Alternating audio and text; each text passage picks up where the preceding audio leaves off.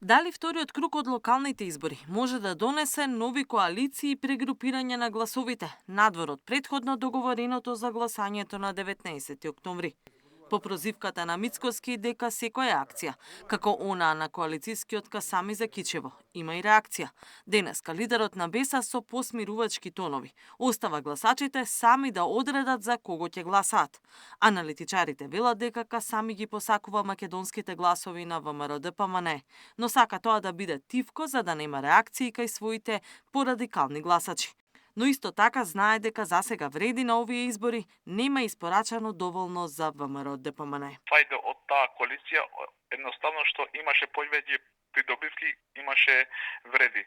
Но очигледно Билал Касами целта му е исто така да го повторува историјата, тоа што го имаше со СДСМ во 2020 година, па после 2021 година, која добиваше општина Тетово, излезе од самата влада. Вреди ке треба да испорача на ВМРО-ДПМНЕ во Кичево, ако сака да ги очекува гласовите на ВМРО-ДПМНЕ во Тетово, Гостивар, Струга и Дебар, каде во втор круг има кандидат на вреди со ДУИ или со независни кандидати. Гласовите на ВМРО-ДПМНЕ ќе бидат клучни за Лабудовиќ од Знам во центар, доколку сака да го помине Герасимовски од СДСМ. Паризи вели дека оваа поддршка е известна, но не е сигурен дека е доволна. За пресврт на Лабудовиќ ке требаат гласовите на независните. Коалицискиот капацитет на СДСМ и Левица е далеку помал. Тие имаат можност да дадат гласови единствено во Карпуш за да му обезбедат водство на Стефчо Екимовски. Левица, иако сака да се доближи до СДСМ за да добие екстра гласови за Мециновиќ во Скопје, тоа нема да биде доволно.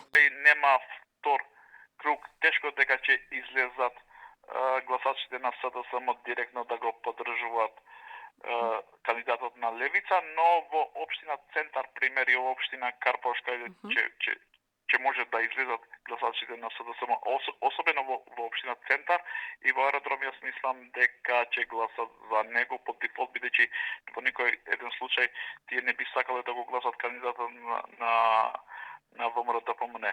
Но сепак било која поддршка што може да му е дадат на Амар, јас мислам дека веќе е завршено кој ќе биде граначен на град Скопје. Партиите имаат уште една недела да ги убедуваат своите гласачи, но и да влезат во меѓусебни партиски договори пред конечното гласање на 3 ноември, кога се заокружуваат локалните избори. Катерина Нешкова, Сител телевизија.